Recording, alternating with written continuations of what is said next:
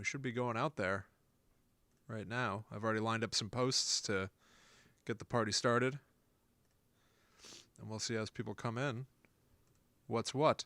Then we will see what is what. Finally, once and for all, we will know what is what. Welcome to a live recording of Guide to the Unknown. I'm William. Oh, we're back. Sound the alarm. The town alarm. The siren. Yeah. Kristen and I are going to be talking about Silent Hill. Silent Hill. Silent Hill. Did you watch the movies? Oh, okay. Hey JD, hey Bob, Michelle, Miss Sweetie, what's going on? Bobby says he has no audio from you. Let me make sure that's not the case. I don't think it's on your end. I think it's on mine. All right, try to say something, Chrissy. Hello. Analysis. Hello, universe. Yeah, now you should be going through. Okay, good. McGray, hello. Time to learn Silent Hill lore. I know that I'm personally going to be talking more about like the themes of Silent Hill than the lore of that world. But yeah, we'll see. There's a lot. Like a lot. Good. Like good God, a lot. Yeah, I texted Will earlier today and I was like, hey, you don't happen to be light on research, do you? Because I'm very, very heavy on it. And Will was like, what do you think? Yeah. So I was like, okay. Yeah, there's no avoiding it. Mm-hmm. Silent Hill. A lot of stuff. Because I was like, I think I have to cut some things, but like maybe if you don't have a lot, I don't have to. Right, yeah. And Will was like, yeah. And I didn't really end up cutting anything. No. Anyway. You're covering the first 3 games in the background, and I'm covering 5 games and the movie. So oh my God. There's a lot to say. I'll definitely be paring down. I don't have nitty gritty details on most of the games. Most of it is really just my subjective sort of sense of all of this, really. Mm-hmm. I watched some of the gameplays, and I watched a documentary about Centralia, which is where what Silent Hill is partially based on. Yeah, right. So it was one of the most research intensive that we've done in a while, for me at least. Is that right? Yes. Cool. Mm-hmm. Okay. How do you want to do the Debbie Draws Funny ad, by the way? I figure we would try doing it just like any ad read we do. Alternate? Mm-hmm. Okay. Sounds good. Yeah. Do you want to start it? Sure. Yeah, I can start it. Okay. And yeah, I think other than that, I'm pretty good. All right, cool. What's going on, everybody out there? Yeah, how is everybody? Who's ready to learn? Sounds fun. Huh. JD says he drove through West Virginia at night in September, and the fog gave him so many Silent Hill vibes. Yeah. Hey, Miko. I could see that. Yo. Hey. And Caitlin's only marginally aware of Silent Hill and the fact that it's a video game. Yeah, I think until now. Yeah. Right. Yeah, it's certainly interesting. It's one of those things where it's like, you know, pound for pound, I don't know if I consider it to be good or complicated or just like a mixed bag of things. Miko was the one that DM'd me Silent Hill stuff. Very cool. Nice. Very cool. Nice. Well, thank you for doing that. Awesome. And yeah, I think I'm basically good. All right, cool. Yeah. What do you think? Let me see. Did you happen to share an Instagram post? Oh, I did not. Or no? Okay. No. I'll just do that real quick. I've been sharing your posts lately. Oh, yeah. To do it. Okay. Nah, I did nothing. Okie dokie. Okay. All right. I've been looking forward to this episode for literally like 2 months, something like that. I am very excited to talk about Silent Hill, even if I don't necessarily know what to make of it all, or whether or not I even necessarily like most of the games and movies and stuff. It's a complicated franchise. It's one of the weirdest franchises I can imagine. Yeah. All right, I'm just shooting this off real quick. Okay. Hey, Sarah. what's going on. Everybody, if you wouldn't mind sharing this to get it out Okay, there, great. maybe you know people that like Silent Hill or who like horror and would enjoy listening to us talk about this particular franchise. Get the word out there. And if you're not able to stick it through to the end of the live stream, this is going to hit all major podcast apps on Friday. So make sure you subscribe to Guide to the Unknown, not only here on TalkBomb's YouTube page, but on Apple Podcasts, Stitcher, Spotify, wherever you listen to shows. We're there too. Everywhere. We're everywhere. We can't stop. All right, I'm ready to go. We can't stop, and I won't stop. Yeah. Okay. Cool. All right, everybody. Ready to roll? It's time to start the show. Okay. Yeah. Hello, welcome to Guides to the Unknown. I'm Kristen. And I'm her little brother, William. And this week we are traveling to a scary town called Silent Hill where they play video games of monsters and gray children. And a church bell rings in the distance. Yes, it does.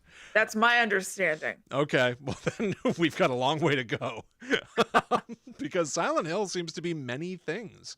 I think for most people out there, Silent Hill is a video game franchise that started back on the original PlayStation alongside Resident Evil as one of the first survival horror video games.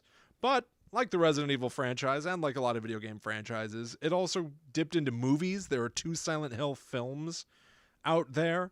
And in the modern era, Silent Hill is responsible for effectively influencing like countless indie video game designers and even larger companies to try to tap into some of the psychological horror that Silent Hill popularized. Yeah, that seemed to be, from what I read, what kind of set it apart, that it was more like atmospheric and psychological and less blowing heads off. Yeah, 1,000%. Like, it does seem like there were heads blown off. Yes. But there was the addition of the atmosphere. Yeah, I think this is going to be interesting. Number one, we here on Guide to the Unknown, it's not like we always talk about video games or anything like that. And I know for a lot of people, video games are a kind of media that they specifically don't engage in. You're not going to hear of anybody that doesn't watch movies, or doesn't watch TV shows. But there are so many people that are the challenge of having to pick up a video game controller and deal with 2 joysticks and all these buttons and oh my God, it's going to take 30 hours to play this game. I could sit down and watch a 90-minute movie and just be done with it. There's a high barrier for entry. Cost is one too, right? Like you have to buy each individual video game for like $60, now 70, some of them. Yeah, they're like $1 million. I know, it's all super duper expensive. And so for that reason, they're usually kept at arm's length from most people. But honestly, even while I consider myself a quote unquote gamer, I don't play like, new games as they come out all the time or anything. And my personal history with Silent Hill is basically that I was aware of it as a scary game. And for the longest time, I thought that it was a knockoff of the Resident Evil games, which are essentially, there's a whole lot of genetic engineering, complex storytelling stuff going on where people are making biohazard weapons and stuff like that, whatever. But it's a zombie game, Right. It's basically just like playing a Dawn of the Dead game where you're fighting off hordes of zombies. And I knew Silent Hill was weirder. It wasn't as cut and dry as being able to say, oh, it's supreme police officer people, special squad of police officers versus zombies. You can't say that about Silent Hill. It's about a town. It's about a fictitious town that is continually coated in fog, and bizarre human-shaped monsters might come out of that fog, but they all look a little wrong. Sometimes their arms are fused to their torsos. Many of them don't have faces. They're a lot more, I want to say demonic. Certainly the game will try to impart on the players that the story of this series is about a cult and demons and stuff. But to me, they always played as odd, hard to pin down misshapings and corruptions of humans in ways that make me think of how, like, a common form of a nightmare is your teeth falling out of your head. A lot of people have that nightmare. It's just why is that the go-to nightmare for people who are dealing with a lack of confidence or something like that. Silent Hill is about embodying darker parts of our psychology and making us fight them. And that's so much more complicated to explain. Maybe that's why it didn't take off quite as well as Resident Evil ever did. And maybe that is going to become complicated for us to parse out in this episode. But all of that setup, all of that is to say I'm really excited about talking about Silent Hill. And for anybody out there that doesn't play video games or is daunted by them, at least maybe we're going to get to talk to you all out there and tell you what Silent Hill's been up to that you may not have seen. Right, we can give you kind of the Cliff's Notes version of the story and the playthrough of it. Yep. And also, there are like a million great playthroughs of it on YouTube. It's amazing. I leaned extremely heavily, not on a playthrough, but on kind of a walkthrough of the story from a YouTube station called YouTube station reporting. A YouTube channel called The Leaderboard. It was so super helpful. Cool. So maybe check that out. But before we get into Silent Hill, why don't we talk about the real life place that was partial inspiration for it? Centralia, Pennsylvania. So, Will, what do you know about Centralia? What do you think you know? Exactly. Yeah, just about nothing. Centralia, Pennsylvania, I believe, has a coal fire burning underground. And it has resulted in people needing to flee the town. And so it is it's a ghost town. It's an actual ghost town that I've honestly always wanted to drive to. But that's really, I think, all I know. Yeah, I mean, you basically know the broad strokes of it. That is all completely correct. But there's definitely a little bit more to it. Something that I did not know about whatsoever was something called the Centralia Curse. Oh. And I found out about this from a documentary called Centralia, Pennsylvania's Lost Town. And you can find that if you go to centralialosttown.com. My friend Sarah actually told me about this, I guess a few weeks ago, because I know that I said to her, oh, we're actually going to be doing a Silent Hill episode soon, so I'll check that out. And it came in very handy. Wow. So you can rent it on Vimeo. I think it was $6.95. Great. And it was really, really interesting. So here is the curse. And it's questionable whether this is really responsible for what went down. Sure, it's like a legend, basically. Yeah, of course. So they say that there's a story about the first Catholic priest in Centralia, whose name was Father Daniel Ignatius McDermott, who placed a curse on Centralia in 1869. David McDermott? Dermot Mulrooney? What? Dermot McDougal. Dermot McDougal. So the founder of Centralia, Alexander Ray, was murdered by a gang. I don't know if you've ever heard of this before. I certainly haven't. Called the Molly Maguires. That's a gang name? Yes. There is a movie called The Molly Maguires starring Sean Connery from 1970. The Molly Maguires were specifically an Irish gang of coal miners in Pennsylvania. An Irish gang, I've never heard of this before in my life. Looks like we've got a canary in the coal mine, boys. And that canary's name was Alexander Ray, the founder of Centralia. So he was murdered by the Molly Maguires. He was shot to death in his horse and buggy. Oh. Father McDermott was denouncing from the pulpit whoever did it, knowing that whoever it was probably part of his parish. And then later on, he was assaulted in the cemetery. Oh. The story goes that Father McDermott then staggered back to the church, rang the church bell, and cursed the Mollies and cursed the town, saying there would come a day when only the church remained standing. And as it is in, I think the movie Silent Hill, if not the game, I think in the game too, there is just a church in Centralia now, pretty much. I mean, there's a very, very, very small population who lives there now. Right. There are 11 residents in Centralia today, and it's not even technically a town anymore. Yeah. It doesn't have a zip code. The people who live there are just really standing their ground. It's very interesting to me, and they must have to get their mail delivered to a nearby PO box or to family or something like that. Kudos to them. I can't, I don't know what that I life can't is imagine like. that level of conviction. I know. Allie and I did earlier this year with COVID and everything. We decided to take a road trip and go find some abandoned places, and we went to a ghost town. And when we got there, there was a bar. There was like a trendy sort of bar that was there, and I got the impression that maybe like a handful of people ever went there, but they just had their own thing going. Maybe Yeah. that's sort of what it's like in Centralia, where it's like a few people just holding on, Yep. making the town theirs, which is very interesting to me.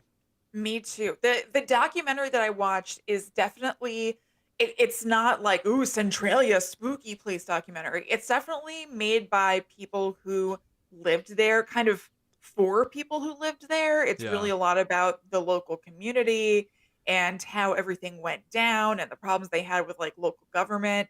It's very interesting, but it also showed me that people who lived in Centralia like, felt really, really attached to it, and so I guess the remaining people feel that way as well.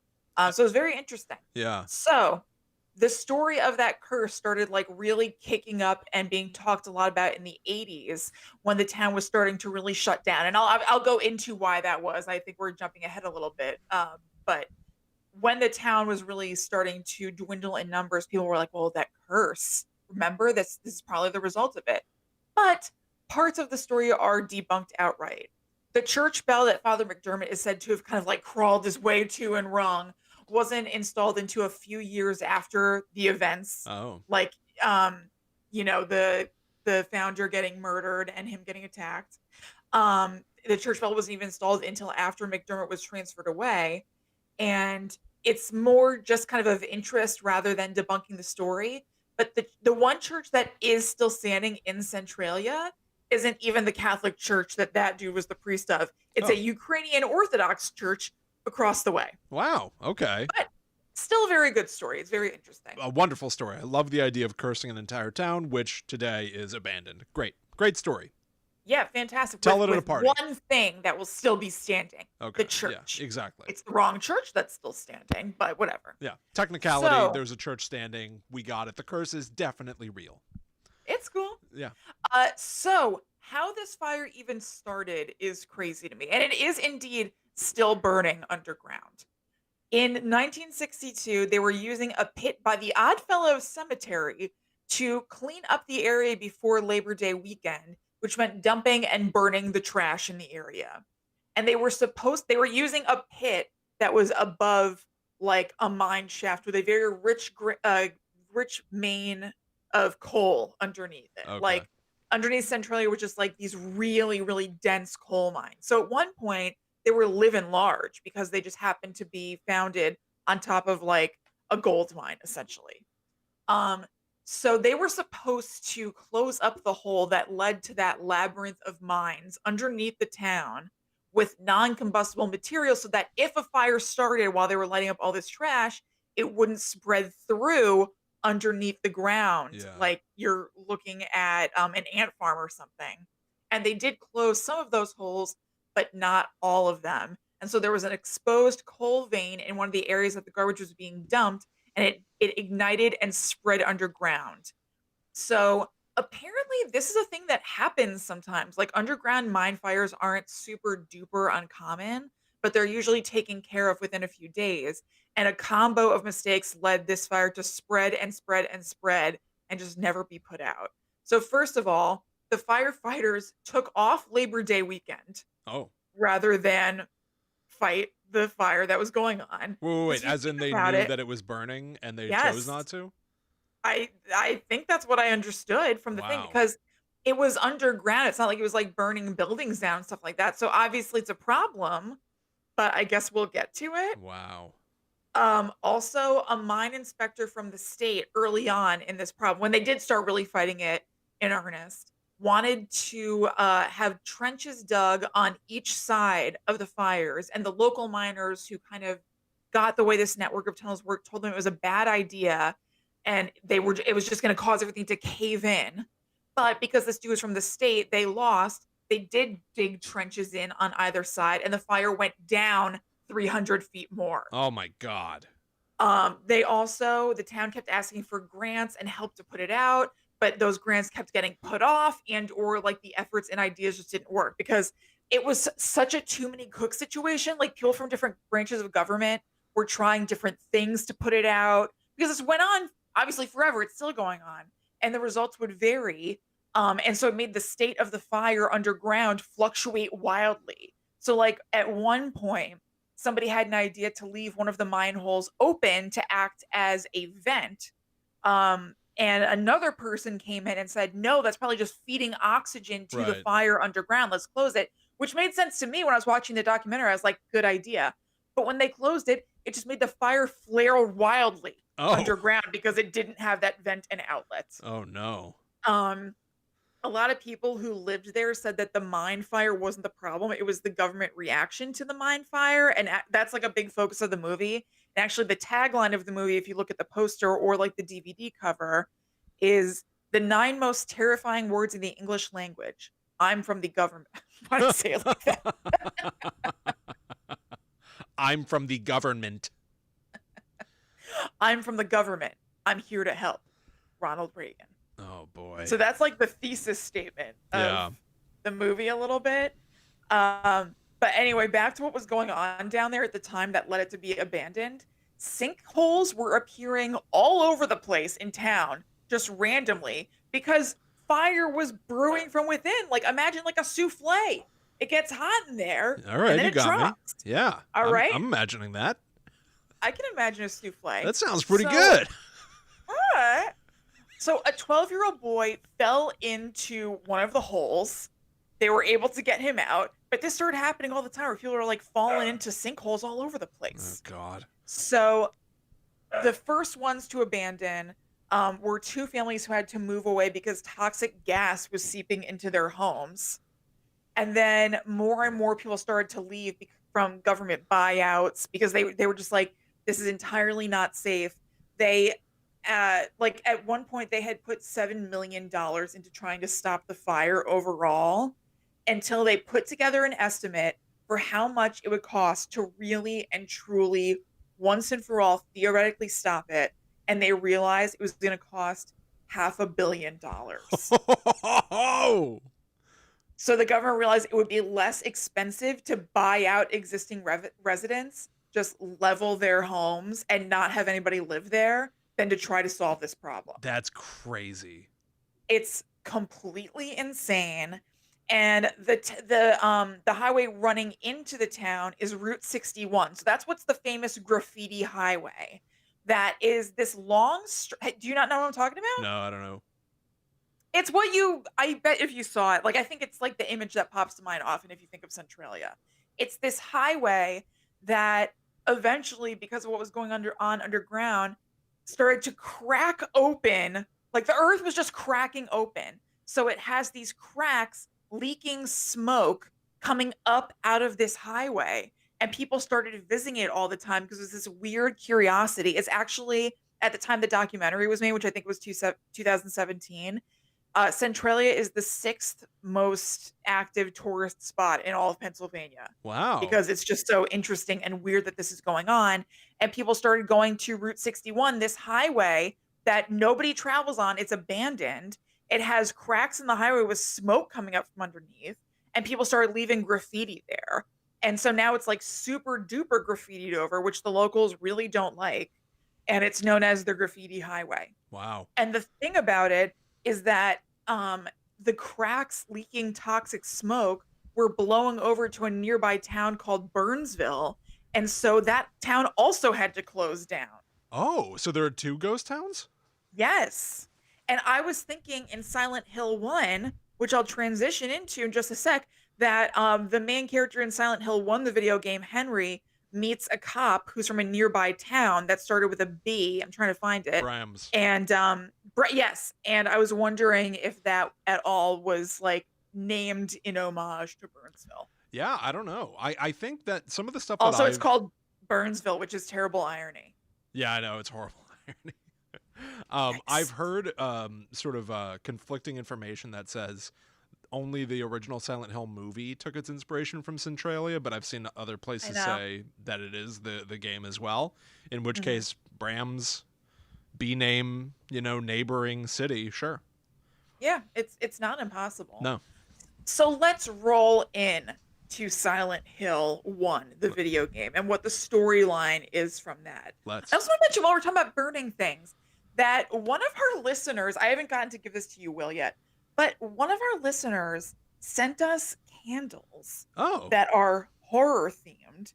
They're so cool, and they're from the Scent from Hell, scent spelled SCENT, Scent from Hell Candle Company, which makes horror inspired candles by horror writer Christy DeMeester. oh, very cool. They're really nice. She sent us a candle that's called Ghostface, Huh, that's like Scream themed, sure. and one called Stickman that's Blair Witch. And I had the Stickman candle burning while I was doing a lot of research, and it was very delightful. And it was so nice for Christy to send this. That's wonderful. Yeah. It isn't an ad, it was a gift that I really liked, so I just wanted to say it. Thank you very much, Christy. They were a wonderful companion while I was doing this research. Hell yeah. And a Into Scream and a burning. Blair Witch themed? Are those Yeah, are there two better franchises to that's be represented for us? that's why she sent them. It was really, really Wonderful. cool and nice. So thank you very, very much. Thank you. Okay, so Silent Hill 1, here is the deal with this. It came out in 1999. As we said, it's thought to be one of the best video games ever made, partially just because of how atmospheric it is, and that was kind of new for the time, rather than just like straight shoot 'em ups or kind of like monstery horror video games. So the story of the video game, and my understanding is that the movie is pretty close to the plot line, or at least the first movie is pretty close to the plot line of this game. And then I believe Silent Hill 2 is kind of like Silent Hill 3, the Silent video game. yeah, Silent the movie Silent Hill Revelation is Silent Hill the movie too. And it basically pulls from the video game Silent Hill 3, which is very confusing Right. to say, Hmm. but yes. The movie Okay. 2 picks up from the game 3. Yes. Okay. That's Yeah. what I thought. So this is going to be kind of close to the game or to the first movie. Yeah. So the story is that there's a guy named Henry who's recently lost his wife, and he and his daughter Cheryl are driving through Silent Hill when he swerves to miss a girl on the road, crashes, loses consciousness, and when he comes to, his daughter is gone.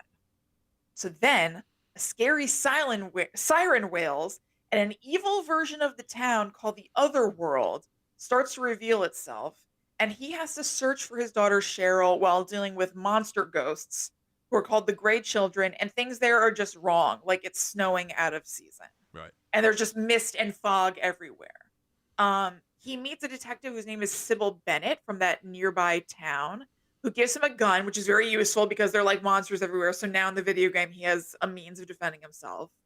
And he also runs into an occultist named Dahlia, who gives him a charm called the Floros, which is meant to beat back the darkness in the town. So he's holding on to that. At one point, he heads to the hospital where he meets a Dr. Kaufman, who freaks out when Harry picks up a mysterious red vial. So as Harry battles his way through town, he realizes the darkness in town leaves it divided with this nightmarish version called the Otherworld. Dahlia tells him that the girl that he swerved to avoid hitting is a demon, and that they're responsible for all of this kind of evil stuff going on. And he has to stop her or his daughter Cheryl will die. He is able to catch her and incapacitate this little girl demon thing using the Floros that Dahlia gave him. But then Dahlia tells him she tricked him into catching that little girl, and that little girl is kind of like the spirit ghost of her daughter, Alyssa. It turns out that 7 years ago, Dahlia conducted a ritual with the cult she's part of called the Order, trying to sacrifice Alyssa to bring about the cult's god. But instead, Alyssa's soul was split. And it turns out that Cheryl, Henry's daughter, was her other half. And Alyssa summoned her to Silent Hill so that they could become whole. And then they could kill themselves, which prevents the birth of that god to that order cult because it's evil and it's not good. But since they're not able to carry this out because Dahlia is around and she's preventing it, the god does begin to manifest. It's like all happening until Dr. Kaufman, who's changed his mind, throws that red vial, which it turns out contains basically demon poison called agloophotis, Oh. onto them. No? Oh, I don't know. Oh, okay. Just sounds like a mess.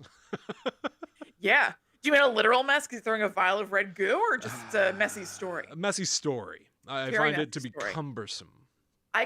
William, I have to tell you, I'm very glad that you've enjoyed the Silent Hill build up and you've been excited to talk about this. I found this a headache and a half. I knew it. I knew it before. I know you said that to me, and you were absolutely right. Yeah, but like 2 days ago, I was doing some of my research, and I was like, Silent Hill turned out to not quite be what I thought it was. Everything that I said at the top of the show is still true about like its sort of like place in horror history and how it's influenced a million people. My own interactions with the Silent Hill game franchise is pretty limited, and what I've played, I have not only enjoyed but loved. Yeah, So, it sounds like you said Silent Hill 2 in particular, you really, really liked playing, I think, right? Yes, Silent Hill 2, which I was always aware of as supposedly a masterpiece. I've been playing it, and Kristen, it might just be a masterpiece. I think it is incredible. It has nothing to do with all of this cult summoning a god and splitting a child into two different beings. It's a totally standalone story that doesn't really have anything to do with what you just described, and I think that is a good thing. I know. I mean, we'll get to it in a second, but I was thrown by that when I started looking to Silent Hill 2. I was like, oh, this is a series. I assumed that they all kind of followed the same storyline, but yeah. I think thankfully they don't. Like what you just described about the cult, the Order, and how Alessa's spirit was broken into two, and they're trying to summon the two different girls to merge them to bring about the god. Like, did that interest you at all? No, it did. That's what I'm saying. It probably took a long time to research, partially because I wasn't absorbing stuff. Like I was first reading about it online, but then I decided to jump to that YouTube channel, The Leaderboard, to help me understand what I was reading. And then I was looking up playthroughs, which like isn't something I normally do a lot anyway. So that also just had me like, it was just like a totally different way of researching this. And I also found what I was researching, cumbersome is a good word. I was just like, what happens? And then this happens. And then what? It's very hard for any of it to really stick. It was not sticking. I felt very outside of this. Yeah, I think the games themselves do a really good job of being disorienting. And like even the fact that they've got you playing characters that are walking through endless fog. You can't really see that far ahead of you. Some of that was just ingenious design at the time because they didn't have the graphical horsepower to let you look down a long city street. So they were like, well, most games, like there's pop-in where the graphics literally just aren't there, and then the closer you get, they load in, and so they appear to sort of just like pop into place as you come close to them. What if we just made this entire environment foggy? Then the lack of graphics would actually be part of the environment. And that's right. It works in its favor. It's genius, but it also has the effect of making you feel sort of foggy.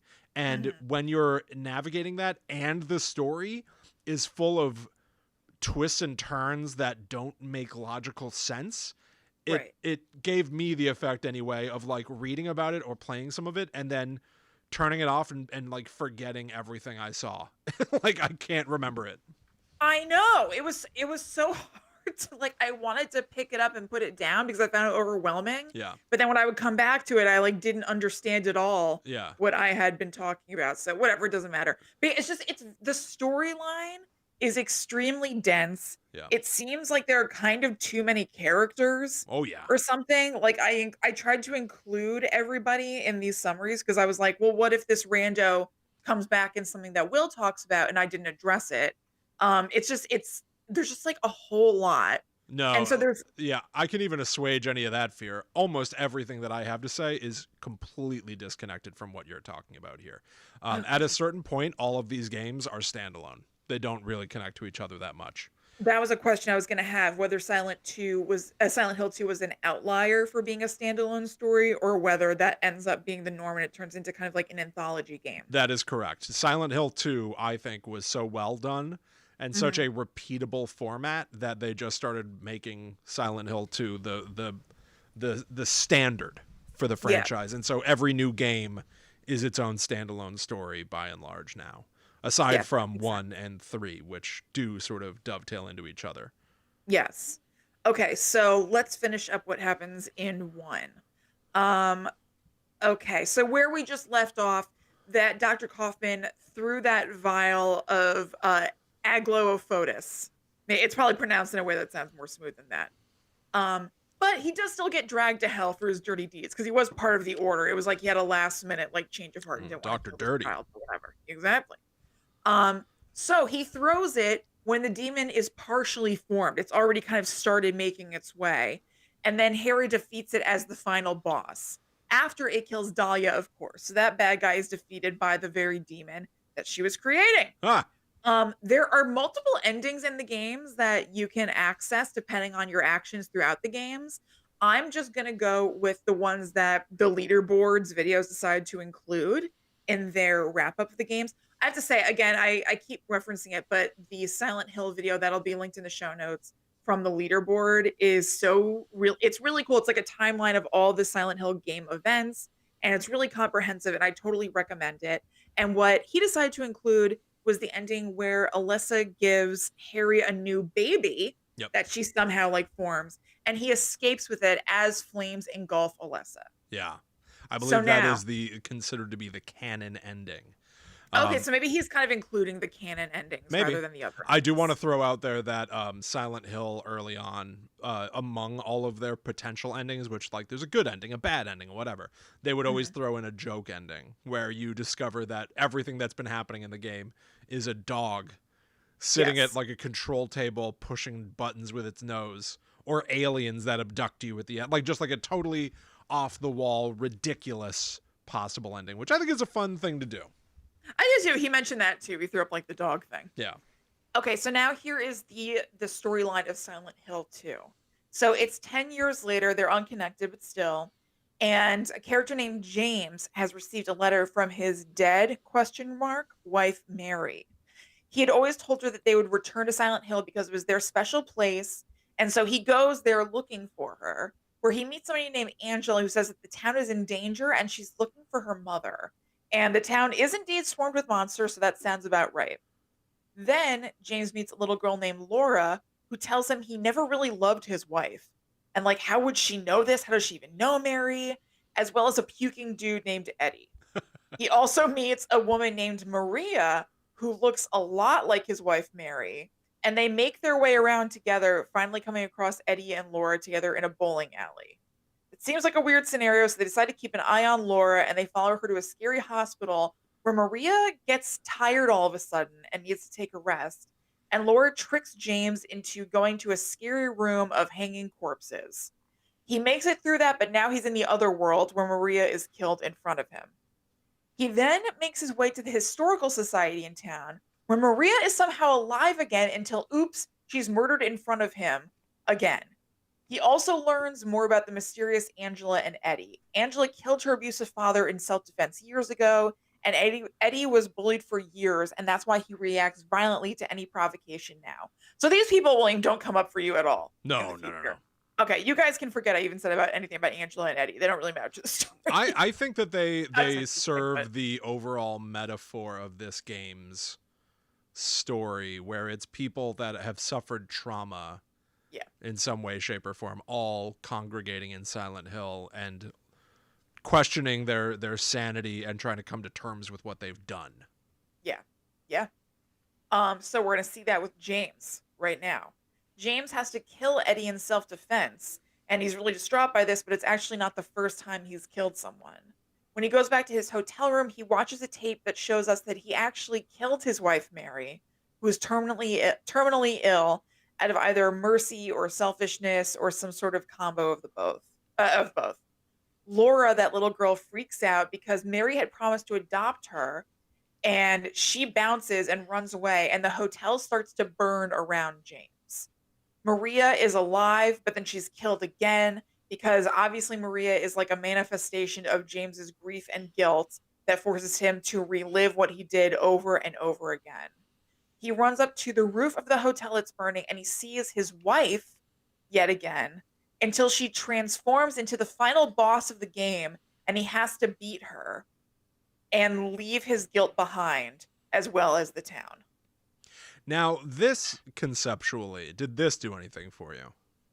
It yeah, you saying the thing about Angela and Eddie being other people who have unresolved trauma makes me like it more.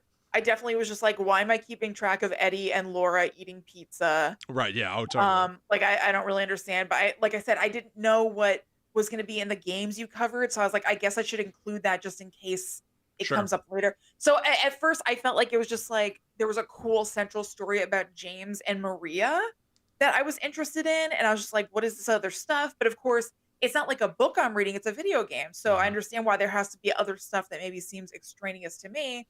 But like, pads out the game and gives you something to do as a player. But you saying what I just said, that it's kind of a bunch of different people dealing with grief and trauma, makes it more interesting to me. But I did like James's story and also the thing of Maria being sort of like an avatar for Mary and getting killed over and over again. Yeah, it's very David Lynch. It's very Yeah. it's a couple of things, right? In Twin Peaks, Laura Palmer is dead, and then we meet her cousin Maddie Ferguson, who looks exactly like Laura Mhm. Palmer, and we Yeah, see yeah, yeah, similar yeah. events happen to her. It's very Lost Highway, a David Lynch movie where Bill Pullman is dealing with identity issues and caught in this loop where people are changing identity constantly, and he's trying to come to terms with who he is and what he's Mhm. done. It's all this unreliable narrator filmmaking that I Yep. feel like is in Silent Hill 2. And it might be the first time that I've ever seen a video game tackle those themes and do it so effectively. Yeah, I Um, was definitely surprised that that's what it was about. yeah, I was aware personally of the sort of legacy of Silent Hill 2, but I had never personally played it. I'd watched a few friends play it and didn't pick it up myself. I love video games, obviously. Most of them just really stress me out. Mhm. But I actually recently live streamed 4 hours because I, quite frankly, didn't want to stop playing. Hey, you're into it. Because I enjoyed it so much. But so I streamed the first 4 hours of Silent Hill 2. If anyone wants to watch it, it's on youtube.com/talkbomb. But like the entire time, you'll get to see the game itself, but you'll also see me going like, oh my God. Oh, so this is incredible. Understood. Got it. Like the Yeah. entire mood of that game is just full of dread and confusion, but in a really good, positive way. It is one of the most cinematic and emotionally connected games I've ever experienced. That's awesome. That's really cool. I mean, it looked really cool. Like I popped into your playthrough when I was researching. I saw some others. Like it seems like a very cool game. Yeah.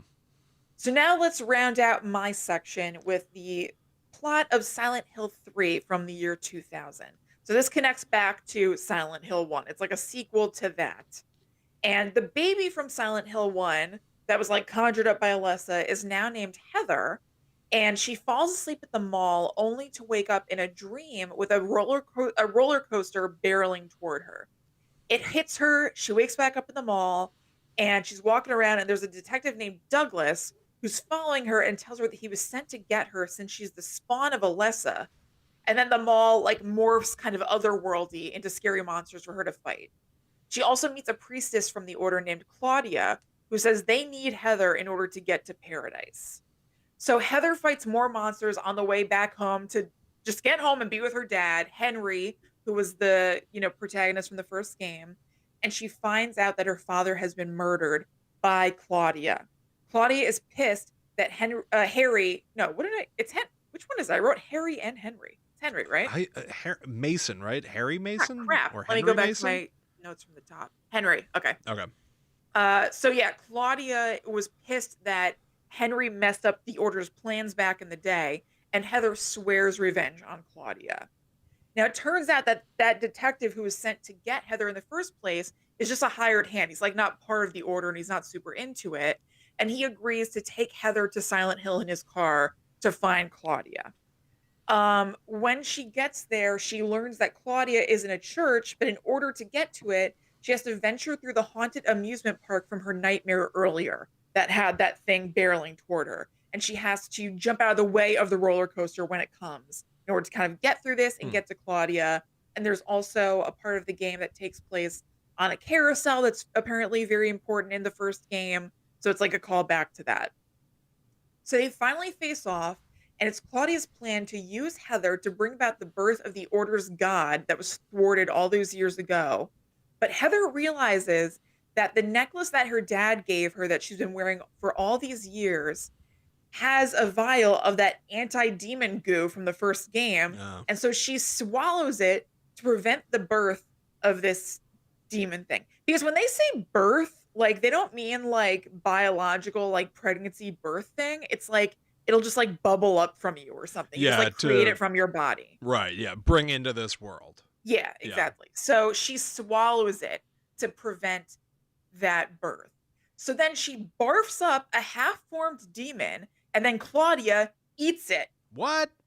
Claudia then births the demon, dies in childbirth, I guess you would say. I mean, she's really just like splitting open, and there's a demon there, I guess, kind of. Yeah. And then Heather has to defeat that demon as the final boss. Oh. You do that, she leaves Silent Hill, and she now is embracing a new name.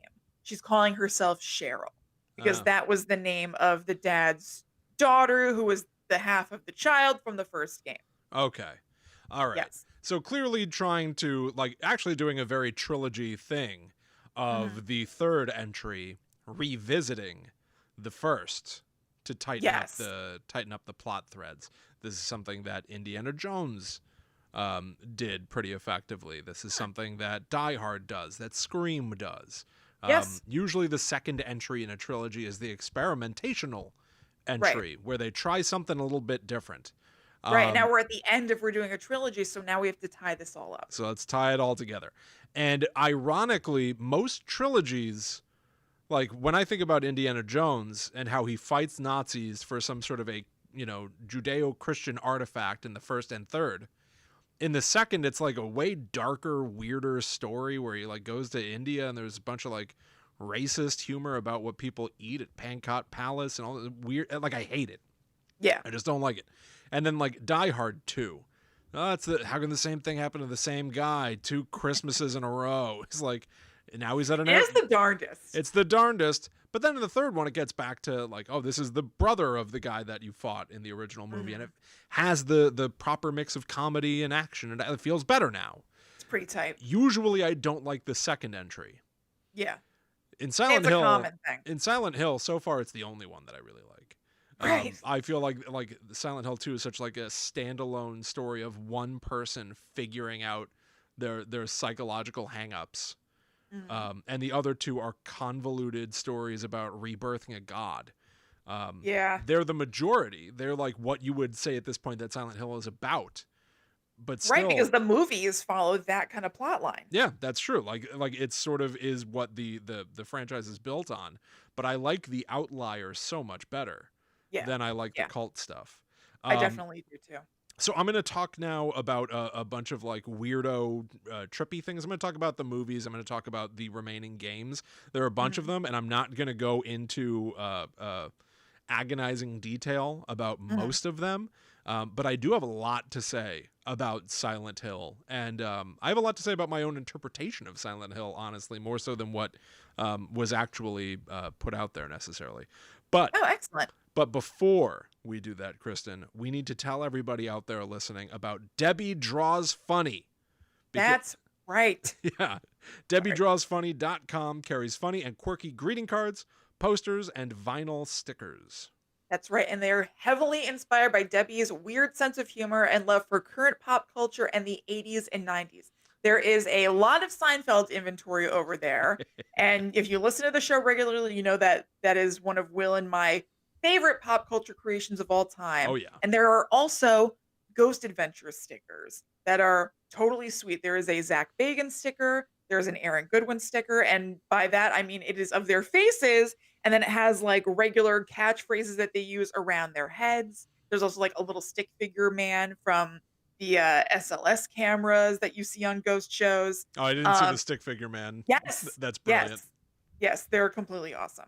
You can find Debbie Draws Funny stationery products online at debbiedrawsfunny.com. That's DEBBIE, drawsfunny.com, and in almost 300 brick and mortar stores across the US and Canada.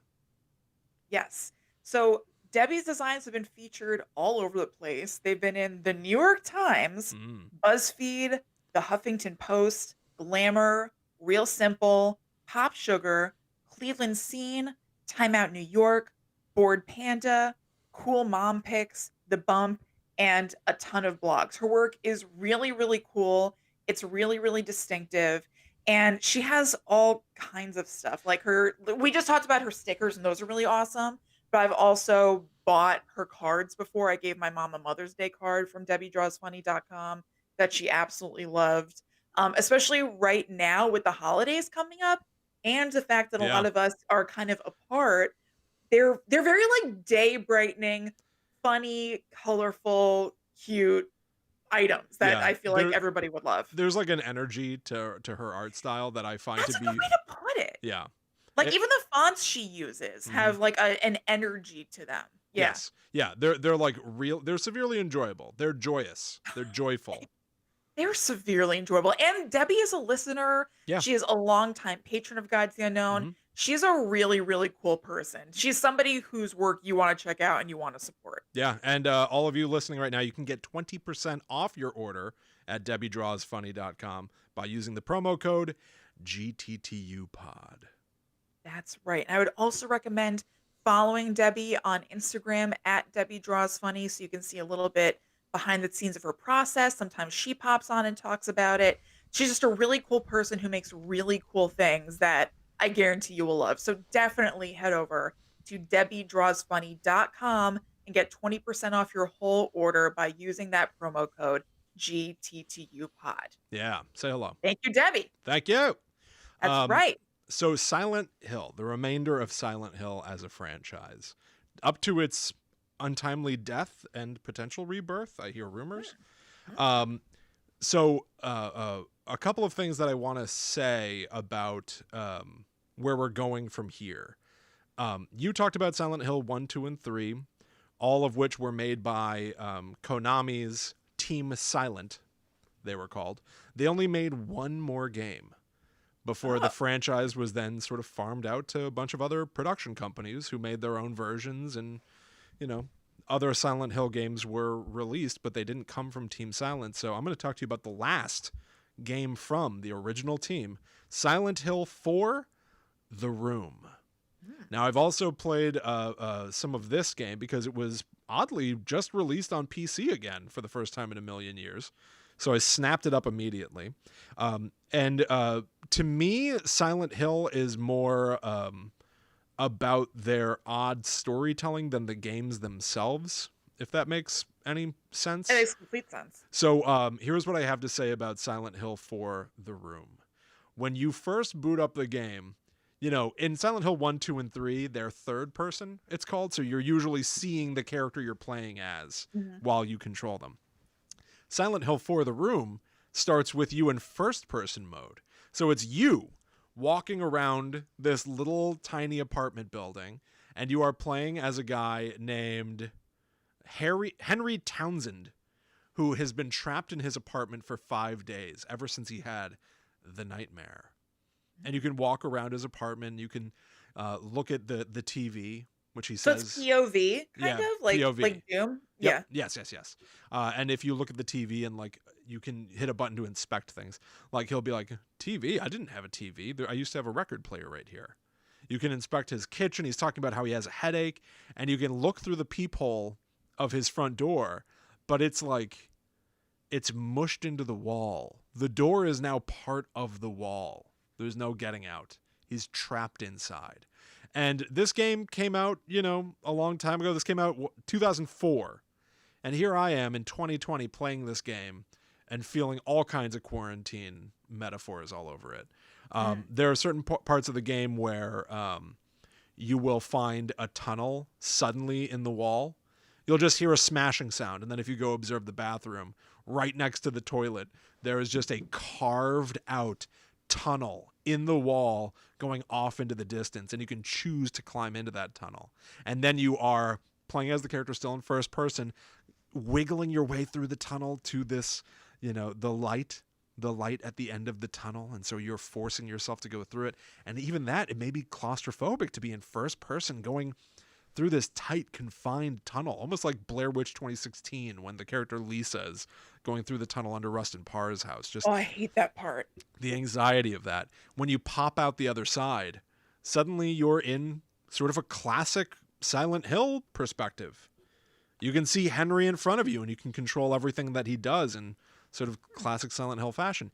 You do stuff out there, and then something horrible happens. You wake back up, and you're in the apartment again. You can walk around, and it's different. Tunnel, you climb through it. Then you're apartment. You explore it. It's changed a little bit. You find another tunnel. And so it's this odd loop of always being trapped inside, and maybe these sojourns through tunnels are hallucinations. Maybe they're dreams. Who could really say? But for sure, exploring the apartment itself was so enjoyable to me. You can walk up to the radio and turn it on and hear a radio broadcast of something that is just completely superfluous. It's about like I like that. a walrus giving birth or something like that. It's just weird off-kilter local news. Will, do you remember that game? It was a PC game. I played it. I think you played it. Is it Gone Home? Does that ring a bell? Yeah. Gone Okay. Home. Yeah, it was like that, like where you were just kind of like walking through a house, like POV style. Yeah, there are a multitude of games these days that like indie developers are like the tools for making games, just like the tools for making movies, have reached a level where just average people can look up some online tutorials, find some free software, and make stuff of their own.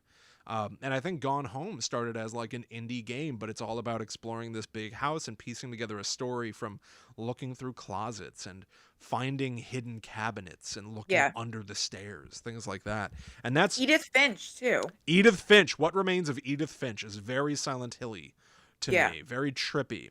I loved it. Strongly recommend each of those things. Gone Home. Me too. I mean, I really only play Animal Crossing. I don't play a lot of video games. Yeah. And those are like, I could understand how to play those, and they were very cool. Yeah.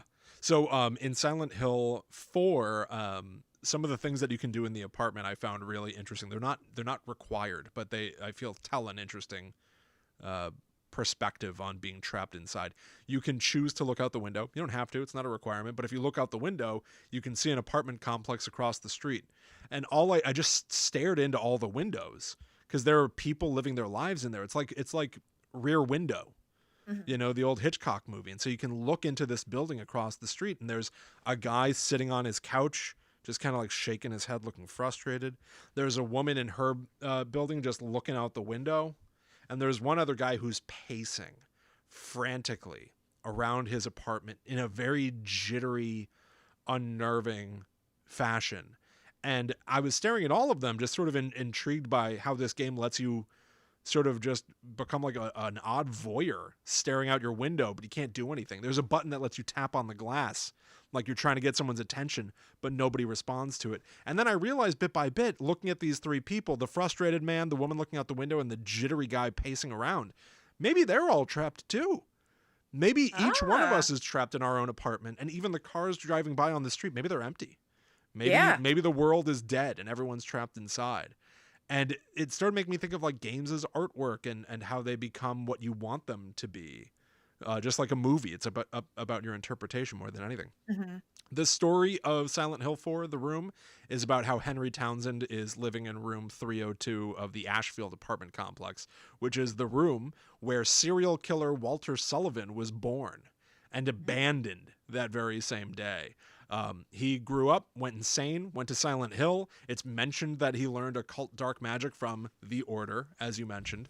But I almost feel like that's such a simplistic mention of the Order that it doesn't get into all of the complicated, God logic stuff. It's just, no, he's a serial killer and he knows evil stuff. Good. Right. That's all we need to tie it to Silent Hill. Good enough. And he has been doing his own ritual where he wants to kill 21 people to turn himself into a god or something like that.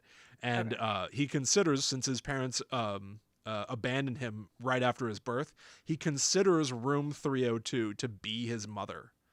And Oh. as you, the main character, keep crawling through all these tunnels and visiting other worlds, you visit some of Walter Sullivan's victims and you see them die. And you see their ghosts come back and they haunt you.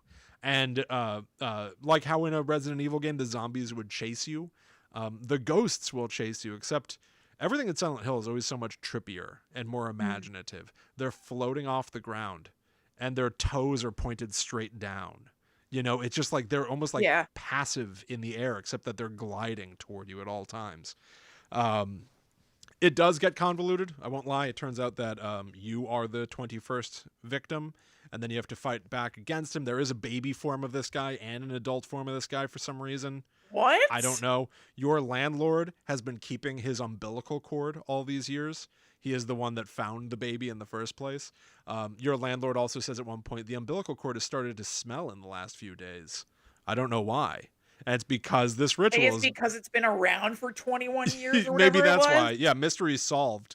Yeah. But the really more than anything, it's the mood. It's the mood Yeah. of this game that I find the most compelling. And it's the last Well, one made by Team Silent. They tried something weird. And I think anytime they tried something weird, largely they hit a bunch of home runs. Nevertheless, Konami saw the potential windfall of this franchise and started farming it out to other developers, and that's how we got some of the other games. It's also around this time that we got the Silent Hill movie, 2006, directed by Christoph Gans. It is an adaptation of the original Silent Hill, as you explained. I watched it, and boy, did I have a hard time with it. Both Silent Hill movies are very long. They both of them have the worst sound I've heard in a movie in some time. Almost every single line in Silent Hill 1, the movie, feels like it's ADR'd. I don't believe that the I find audio, that so distracting. every line, every single line, as if they did not have a recording running at the time. I know a lot of audio is replaced for a lot of Yeah. movies, but at least they do like a match to an environment. It was Yeah. distracting in the extreme. I got a real ear for ADR. It sticks out to me like crazy. Yeah, same here. But one of the other odd traits I noticed in the Resident Evil, or not Resident Evil, Silent Hill movies, is that I think that they're not only adapting Silent Hill, but they're copying Hellraiser a lot of the Yeah, time. you mentioned something like that. A lot of characters that have blades sticking out of part of their faces, like Pinhead. A lot of like Silent Hill, the games have a lot of really distorted human monsters in them, but they never really look like they're like leather-clad dominatrix bondage gear people. And yet in the movies, that's like what they all are. Lot of leather. Well, it's the scariest fabric, Will. I guess so. They both movies are obsessed with proving that they're a scary movie. It's like the butt rock phase of horror from the early 2000s, you know, where it's just like smashing industrial music that has no character of its own and just eesh. One of the only things I know about the Silent Hill movies is that somebody gets like husked. Yes. Yeah. Pyramid Head. The Red Pyramid is one of the icons of the franchise. He's in Silent Hill 2. Yes, he's in the games. Yeah. Yeah, big hulking guy with a butcher's apron and this pyramid metal thing on it. Everything in the games are covered in rust and they're all red and whatever. So he's supposed to be James's embodiment of punishment. James in Silent Hill 2 feels compelled to punish himself for killing his own wife, and so he's manifested Pyramid Head as the ultimate punisher. And Pyramid Head in Silent Hill 2 will kill the other monsters even. It's just it lives to punish. And so because it's the icon, they put it in everything, including Silent Hill the movie, where it grabs a woman's skin and rips it off her in one move, which is kind of interesting. They also feel very much like they're copying from Saw, these movies, and some of the I think a lot of movies at that time were copying Saw, so that makes sense. Makes a lot of sense. There is Silent Hill Origins is the next game to come out. And this is where I started picking up on a trend of every odd numbered entry being about the cult story, because this one is a prequel. This one takes place before Silent Hill 1. You are a truck driver named Travis Grady who crashes just outside of Silent Hill and shows up just in time to see Alessa burning in the fire, and he becomes embroiled with the cult, and it leads up to the events of the original baby Cheryl being created for the original games events to kick off. It's exactly the same research problem you had. I read the plot of this like a million times. I watched a few playthroughs. I watched a fantastic series of video essays done by Avalanche Reviews online about all of these games. Check out the link in the notes. I love video game video essays online that summarize the entire story and things like that. Me too. I keep talking about, I loved this leaderboard, this video. It was so good. Super helpful. But so that's Silent Hill Origins. Then there's Silent Hill Homecoming. This is, to me, the most conventional story you could have. Alex Shepard is a soldier. He's come to Silent Hill. He's sorting through his own mental baggage. It becomes embodied by the town. We are definitely in now the pattern of, like, the franchise now. Silent Hill is a town that brings your psyche to life for you to confront your deepest, darkest fears. Yeah, so now there's like a kind of plot to what's happening, or like Yes. an explanation for what this is. I would say that is a better plot than the cults I bringing back completely the agree. god thing. My problem at this point is that when that's the only trick you have, we all know how it's done. Yeah, what's gonna and we happen. can all anticipate the ending. Oh, True. we're seeing this guy's Better psyche. story though. It's a better story, but you can't keep doing it over and over and over. I bet it's probably why the franchise fatigued. Especially when it's a video game, because Yeah. you're literally doing it. So You're then it literally kind of doing it. takes away some of the mystery and what am I working for here? Yes, and it takes 20 hours every time you start one Yeah. because video games are long. So when you're hearing a joke that you've heard a million times before, except it's being told very, very long, Right. you just start to get sleepy. Yeah. Here's where they breathed some fresh life. Silent Hill Shattered Memories. Did you come across this one at all? I don't think so. I straight up think you would play this one. This is a reimagining. Is it insanely easy? Yes. Oh. And it's a reimagining of the original Silent Hill game, and it has nothing to do with cults or anything like that. It is a psychological tale, but it's not the same like, oh, stranger from outside Silent Hill comes in and their dark side comes to life. The game opens with you in first person, point of view style, on a therapist's couch, and he's asking you questions. It seems like I've played that game before. Yeah, oh yeah, let's play again. And the way that you answer the questions tailors the game to you. Oh, I love that kind of stuff. That's like the Walking Dead games. Yes, exactly. So there's even a Telltale moment where stuff. they ask you to color in a house, and depending on what you color the house, that's the color of the house that the main character will encounter later. So the game becomes what you tell it to be. And so it plays with your psyche. They give a warning at the start of this game that while you're playing the game is playing you, which is a little on the fun, nose, whatever. but it's fun. Yeah. It's fun. Here's the thing: as a reimagining of the first game, it remixes all of the elements that you talked about and makes them so much more palatable. Harry Mason has driven to Silent Hill. He crashes his car. He wakes up. His daughter is missing. He goes around all these places. He meets the same people that you mentioned. He meets Dahlia. He meets a nurse named Lisa, whatever. Yep. He meets that doctor. But it's not about cults. It's about how no matter where he looks, people are like, who went missing? It's like, my daughter, Cheryl. They go, how old is Cheryl? And he goes, 7. And then a cop at a certain point will go, oh, is this your 7-year-old daughter, Cheryl? And holds out on her smartphone now, because it's updated, a picture of like a teenager who's been arrested. And he's like, no, that's not Rich. It's just a kid. And so it throws everything you thought you knew out the window. And periodically, once you're done with a chapter, bam, snap back into first person mode, and you're back with the therapist again, who has got more questions for you. It remixes, and I think it's something that nobody really does. Like, even in movies, when you remake something, you tend to remake it relatively faithfully-ish. Yeah.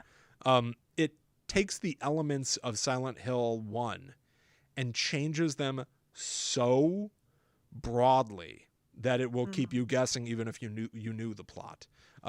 Silent Hill Shattered Memories, I remember coming out at the time. They even changed the iconography of the series. I already told you that usually Silent Hill is covered in rust. It's all machinery. They make this game take place in a far more frozen environment. And characters literally turn into ice and turn blue. It's a different color. I know that's sounds like a silly thing to point out, but when the only iconography you have in the series is that it's red and covered in rust and Yeah, inside an absolutely. industrial, being outside in the frigid blue terrain. It's like what a fundamental shift in the approach. Definitely. And the whole game seems to be. I gather that it did not do well because they didn't continue down this path. Instead, they made a game called Silent Hill Downpour, where you play as a guy who's an escaped Rain. convict who shows up in Silent Hill and confronts his past. Yeah, Okay, like so it's they just the kind of same. go back to yeah. You can go back to that well a million times. Like you Yeah, can just totally, throw with just out a different person who's confronting their past. throw out a different profession. This time it's a doctor, who is visiting a patient in Silent Hill, and the patient's not there, and you find out that the doctor's confronting the fact that he was a bad doctor. Like you just keep doing that. You could just Yeah, always have new people.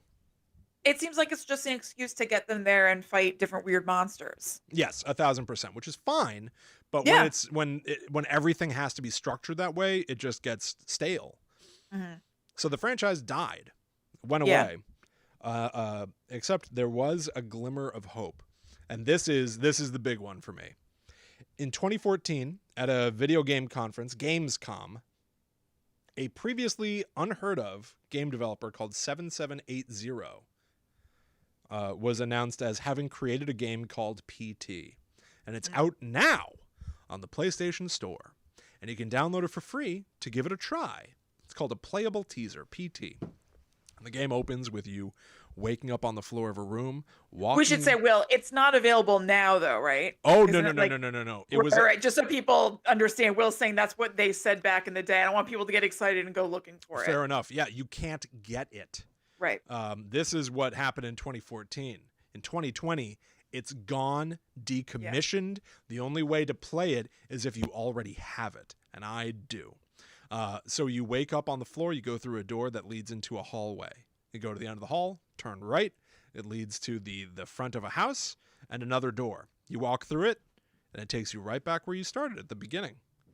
You walk down the hall, turn right, go through the door, you're back where you started. It's an endless loop. It never stops. And so what happened in this game is that there's a series of puzzles that nobody could truly solve on their own. It turned out, spoiler alert, the reason I'm talking about it is that it was a playable teaser for what would have been the next Silent Hill game, being co-produced by Guillermo del Toro, being directed by Hideo Kojima, who many of our listeners may not know, but is like a legendary game developer, with some work by Junji Ito, a legendary Japanese horror manga artist who we've talked about here before, who's responsible for some of the most like creepy and disarmingly weird horror imagery of all time. And the game would have starred Norman Reedus of The Walking Dead. So a tremendous, to use a term about creating things, pedigree, like just an incredible list of people to be involved in something like this. The 9th Silent Hill game, who cares? We're all tired. Except they really did breathe new life into it. They made it amazingly complicated to solve the puzzles in the game, and the environment that they built is, to me, perfect. I think it's my favorite horror game, movie, anything. It is my favorite horror release of all time. I cannot hear you.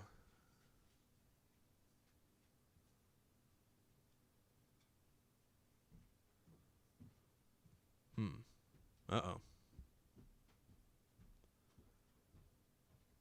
Hey, Will. Oh, I can hear you now. Well, I'm on my other microphone. You're recording on your end, right? Yes. Audacity quit unexpectedly. Oh no. Well, that's not good. Yeah. No, it's not. Okay. And I guess that's why my mic isn't working now. Okay. Well, I can hear you now. So that's all good. right. You want to just continue like this for now? Sure. All right. Let's just continue like this. Okay. So one of the like signature things of PT is that as you first walk into that hallway, there's a radio playing, and it sounds like it's just sort of setting the environment, right? You're in a house and the radio maybe is telling you something about the world, but then the radio starts telling a story about a recent murder. We regret to report the murder of the wife and her 2 children by their husband and father. The father purchased the rifle used in the crime at his local gun store 2 days earlier. this news report that's happening is perfectly in the style of any news report. It's telling you a story that is horrible, but it's a news reporter reporting the news until you walk through enough loops, and then the broadcast starts getting interrupted by other voices. So he may say things like, the neighbors called 911 and found the father in his car listening to the radio. And then an interruption will happen and go, "Don't touch that dial now. We're just getting started." Or, "Look behind you. I said, look behind you." And because you're playing as a character that can look behind you, you feel compelled not to look behind you and keep walking forward. Just follow the loop. There's no getting out, but just follow the loop. Whatever you do, don't look behind you. You can find fragments of a ripped up photograph, and every time you pick it up, a blurb of text will briefly flash on the screen. These flashes of text are written in Portuguese, Italian, Japanese, English, German. It requires you to pause the game, write down what you saw, look it up and translate it, or just join forums and see if other people have already translated it. There's an entire portion of the game where the radio is talking and it's speaking in Swedish. I don't speak Swedish. The game required community, and it required multiple playthroughs. Still to this day, this came out, 6 years ago. There's still not a general consensus on exactly how you beat it. People have beaten it. I've beaten it 5 times, but I would not swear that what I've done was the right way. You have to speak into a microphone and say a name, people say. Except I streamed it the other day, and Allie sang a song, and it worked flawlessly twice.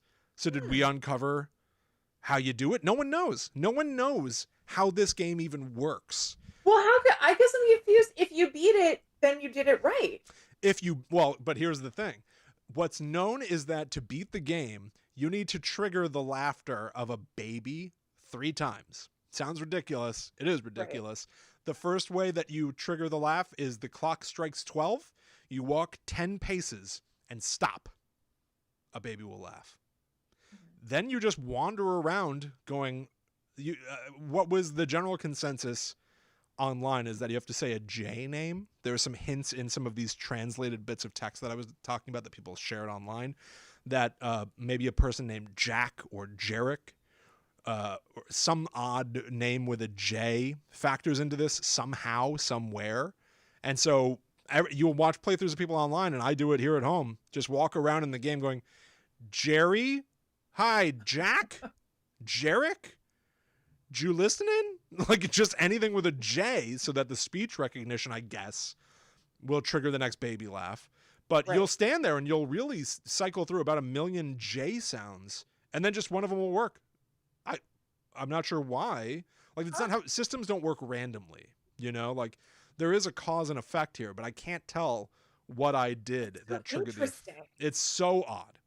It is one of the strangest things of all time. The environment of this game is unbelievable. There's a ghost in the game who is a toweringly tall woman in a nightgown. One of her eyes is blown out. She can, it seems, possess you at times, because as you're walking, you hear the sounds of your footsteps walking down this hallway. Sometimes there's what sounds like a third footstep in the way that you're walking. Is that because she's right behind you? Is she in you? Writing will appear on the walls the more loops you go through, where all of a sudden the door at the end of the loop right above it will say, "Forgive me, Lisa, there's a monster inside me." And you couple that with the radio broadcast about the dad that killed his wife and child. Is that the story that's being told? Are we the dad? Right. Are we the child? No one knows. And we'll never know, because very famously, 1 year later after the playable teaser was released, and it ended with a tease that it was going to be for a game called Silent Hills, meaning multiple Silent Hills? What does that mean? Konami canceled the game. They canceled the game, they fired Hideo Kojima, and they gave him to the end of the year to finish one other thing that he'd been working on for them. And during that year, they sequestered his office far away from everybody else. And because of his contract, refused to let him make public appearances or talk to anybody. It just went away. It just was gone. And they removed the game from the PlayStation Store. You cannot download a new copy of it. I only have it because I had actually started to understand the reputation this would have and ran out and bought a PlayStation 4 for this game. And I don't regret it to this day. I've got this game saved on 2 hard drives. It's my favorite thing of all time. I will Yeah. never lose this game.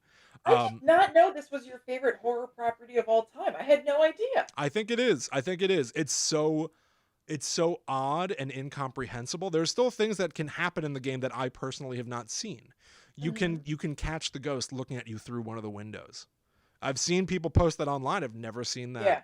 in any of the Maybe playthroughs it that knows I've that done. you can't handle it. Maybe In real life. I You am. don't like things I'm looking pretty at you through windows. convinced, and a lot of people are, that there are a lot of things left in the game that no one has triggered yet. That's very cool. Yeah, which I think is like the goal of any game to me. I think that there should always be. I think that they should be alive, and I think that they should be. There should be things about media that are indecipherable or parts of experiences that less than 1% of people will ever uncover. I think that is something that keeps stories feeling essential and worth revisiting, and keeps them changing the more that you look at them. You know, like, that's one of the as silly as it is to say, it's one of the reasons that I love Scream, is that every time I watch the movie, I feel like I pick up on a new reference. Or in filling out my horror history of watching new horror movies and things, or not new horror movies, but like horror movies that have been out for decades that I just haven't seen. When I see them, suddenly it opens my eyes and I pick up references to it all over the place. To that movie and other places that you didn't even realize were references. Exactly. That is what Silent Hill, the PT, the playable teaser, has going for it. And it's so different from the Silent Hill games that we've been talking about for the bulk of this show. But between PT, this playable teaser, and Silent Hill 2, which is its own standalone psychological experience, to me, those two things are what Silent Hill is. Yeah. And even though the movies are a hard watch, even though the bulk of the games, the true story of the games of this cult and all those things, arguably that's what the games are about, but sort of not to me. You know, like, my interpretation of it is that Silent Hill is so much trippier. The last thing that I'm going to say to you is not even about Silent Hill. On the day that I started playing Silent Hill 2, I decided to fire up a movie called Carnival of Souls. It is a 1962 movie made by a filmmaker named Herc Harvey. And it concerns a group of young women who are all joyriding in a car and end up going off the side of a bridge and sinking to the bottom of a river. Most of them die, but one of them doesn't. She makes it out. She goes to the town where there's this carnival, and she's sort of obsessed by the carnival, and she's trying to figure out what's going on. She's having like all of these like visions and nightmares.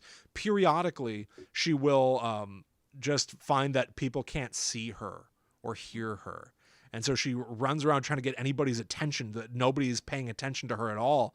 And she's plagued by this man who's following her.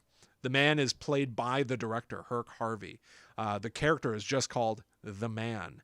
This entire film is in black and white. He's got these black circles around his eyes, and he seems very cool looking. I haven't seen the movie, but I've seen the trailer for it, because we talked about it a while ago. Yeah. But it's really cool looking. Yes. It is a movie that it inspired, evidently, George Romero to make Night of the Living Dead. And having seen Night of the Living Dead long before Carnival of Souls, you watch Carnival of Souls and you feel like, oh my God, like this is like a sibling piece to Night of the Living Dead. You can definitely see it even just visually. Yeah, the movie ends with the main character going to the Carnival of Souls, where there are other people similar to the man dancing with each other with dark circles under their eyes. One of them is the woman herself. She's watching as a form of herself is dancing with the man. And then we realize she didn't survive. She didn't survive that crash into the water. And it's sort of a classic story. It's a very familiar story. I think we're all familiar with the so-and-so was dead the whole time trope of storytelling. This is one of the earliest in film. And it, to me, is dripping with the same atmosphere and purpose that Silent Hill 2 is, and which elevates it. I think that it became too tropey, the idea of like oh, this is all just part of, it was all in the person's head the whole time. Right. That is a concept that people yawn at for some reason. But to me, particularly looking at Carnival of Souls, which I think Silent Hill owes a huge debt of inspiration to, it's like almost like the purest, most important form of storytelling to really show what it feels like to be inside of a person's head. Like, how many times have you tried to express yourself and realized that you don't quite have the words for it? That is sort of what Silent Hill excels at. And I watched the day that I started playing Silent Hill, and I watched Carnival of Souls, was like one of the most like bizarrely revelatory days I've had in recent memory of like, oh my God, all the things I'm experiencing are telling something that is an innate truth about us. And it is so hard to capture, which I think is why so many movies and games, and honestly, many of the Silent Hill games even, try to capture it and fail. So when you fail at it, you fail hard. But if you Yeah. can like tell a true story about like insanity and like somebody's, inner workings, that lands so much harder than anything else, Yeah. I think. Yeah. Absolutely. So, That's really cool. That's such weird happenstance that you turned on that movie. I certainly had seen, I think sitting down to watch it, I think I realized that I had not seen all of it before, or I was aware of some of its reputation. Like there's a whole like movement of sort of industrial filmmakers. Like George Romero made like a lot of like commercial work, not like movies, but like literally like making films for like a company that hired him to just make like a film for some bad example, but like some like an elevator manufacturer, like dull industrial stuff. I can't hear you again. I also think if you're recording yourself, you should still be speaking into a microphone. I can't hear you. No.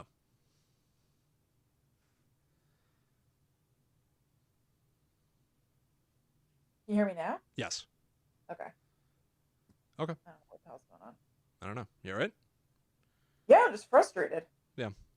Um, but yeah, there you go. I strongly recommend Silent Hill 2 and PT. At least look them up online. And maybe Shattered Memories, that one that the therapist asks you questions and it affects the game. I think that stuff is very, very fun. I'm hearing rumors that there's I guess on December 10th, there's like a game award show, and there are rumors that Konami might revive Silent Hill. But to me, they sort of blew it by not letting like Junji Ito, Guillermo del Toro, Norman Reedus, and Hideo Kojima, Yeah. like four incredibly interesting people to be working on that game. By not letting them make that, it's like, how can anything live up ever again?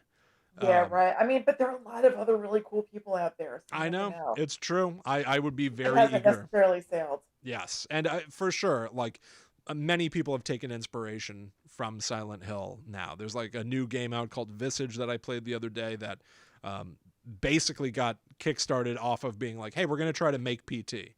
We're going to basically do our own fan version of PT because it got canceled. So kickstart us and we'll make a full-length game that feels like PT.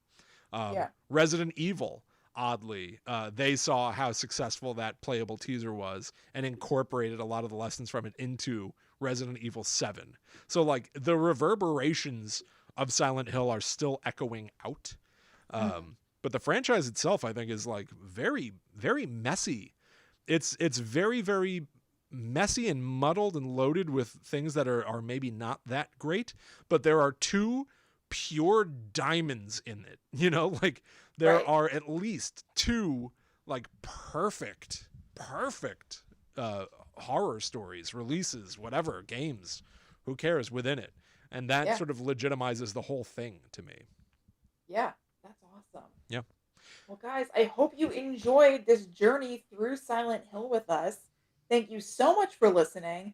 Make sure you go to DebbieDrawsFunny.com and use that 20% off code GTTUPod. Thank you so much again, Debbie, for listening, for advertising with us.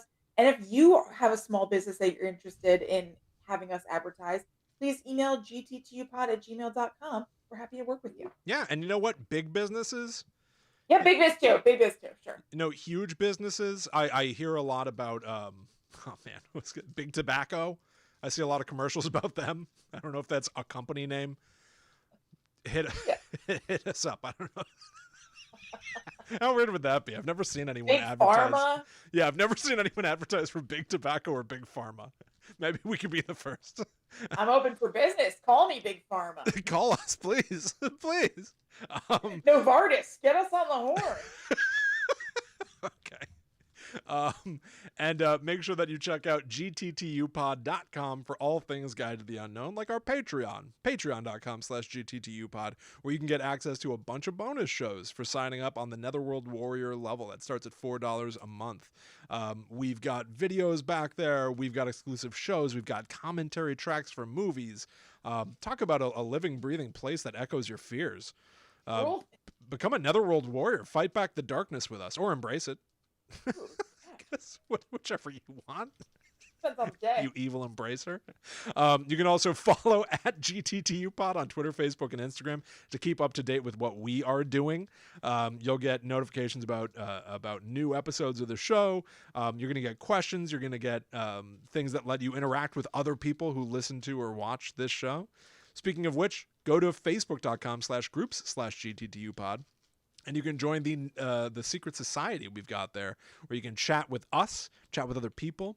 There's a Discord on our Patreon as well. We've got a lot of avenues so that you can get to know other people that listen to Guide to the Unknown. There's a gift exchange going on the Discord. Oh, yeah? Very cool. Yeah. Wonderful. And you can even reach out to us. That's right. I'm at Chillin' Kristen. And I'm at The Myth Traveler. So thank you all so much for hanging out with us in the fog-soaked land of Silent Hill. We'll be back next week to talk about another cursed colony. But until that time comes, we must travel. Back to the Netherworld go we. We out. Good chunk. We are out. Yeah. None of your audio is working? No. Okay. No. I mean, when you said you couldn't hear me before, I was talking to my microphone. That sounds great. This sounds great? Yeah. That sounds me? great. I wish you just kept holding it. That doesn't make any sense. No, it doesn't. But your audio is going to sound weird for the last like 10 or 15 minutes of the show. I mean, whatever. That's so strange. Whatever. Redub your lines. ADR your lines back in. Ugh, God. Ugh, this is just so annoying. It just quit.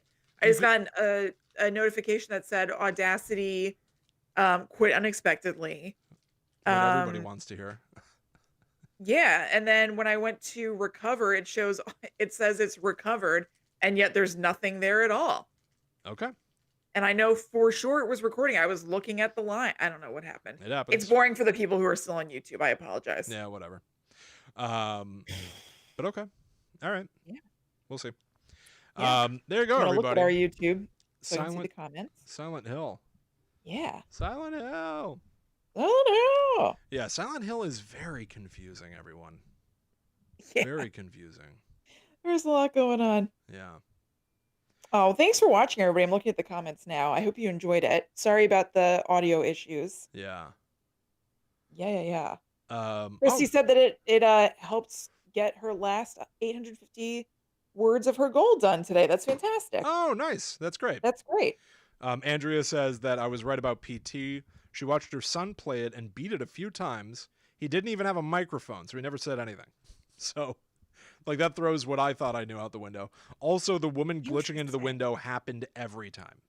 Never happened to me once. The idea of doing the same game over, like, the idea of, and this is what the game is, walking a loop over and over and over, and something different happens each time. The idea that you can play it and not even get the same events to occur is mind-blowing to me. I love it. It's very, very cool. Yeah. So there you go, everybody. I was excited to talk about Silent Hill. It's so funny that, like, when you step back and look at it, to me, it really is, like, most of it isn't that great. Is it? Yeah, a mess. Kind of a slog. Yeah. But then, man, you make, like, one or There's two, some cool stuff. like, damn near perfect things in there, and it redeems everything for me. Yeah. It's like the Yeah. same reason why I can watch like a terrible movie, but be like, oh, it's a good movie because of this one scene. Right. It's like I like the good part. Yeah. I can hang with the good part if the rest sucks. I don't care. I get it. Yeah. Caitlin says, interested in some of these locked room style games. I really enjoyed the Rusty Lake game, so this would be more to check out. Yeah, Rusty Lake. I wish that I don't know what Rusty Lake is doing. It's like a point and click style mobile game. It's also on PC, but it's mostly for like phones and stuff. I don't know what they're doing for new entries. I've heard that they're like done with the main series. I can't wait to see what they do next. Though those are like some of my favorite games. And Eric says, I heard that at all times there is a character model of the ghost following you right behind you that you can't see, which makes the look behind you part so creepy. Yeah. And also, hi. Hello, Eric. Yeah, there are moments where you can, if you look at your shadow on the wall, you can see her head jittering and shaking right behind you. Or so you're like, oh my God, she is right behind me. There's a moment in the game where you walk past a bathroom door. And like, you're walking the same loop all the time, so you get brutally used to the environment. But then just one of the times that you walk past the door, there's just a slam coming from inside. And it was like the biggest, like, jump scariest moment of all time, because they lull you into this sense of familiarity with this repetition. And then every time they disrupt that repetition, it's really jolting and really effective. It's so good. That's really cool. And no one can get it. They even on PlayStation 5, PlayStation 5 is backwards compatible to PlayStation 4. So everyone was like, oh, move your copy of PT over. You can get it back. Move your copy of PT to the PlayStation 5 to keep it alive. Konami went ahead in the last few weeks and updated the code so that it cannot be played. So it is truly stranded. It is stranded on PlayStation 4. No one can play it unless they already had it. What the hell happened with that guy? I don't know. That they like sequestered him. It's a huge controversy. It's like a whole thing. He ended up starting his own company because he's really like a legendary game maker. And he even collaborated with Norman Reedus on his latest game. And Guillermo del Toro has a character in the game, but it's not a horror game. It's not like... Yeah. Is that Death Stranding? Death Stranding. Yeah. I played a lot of it. Mostly you're a delivery man.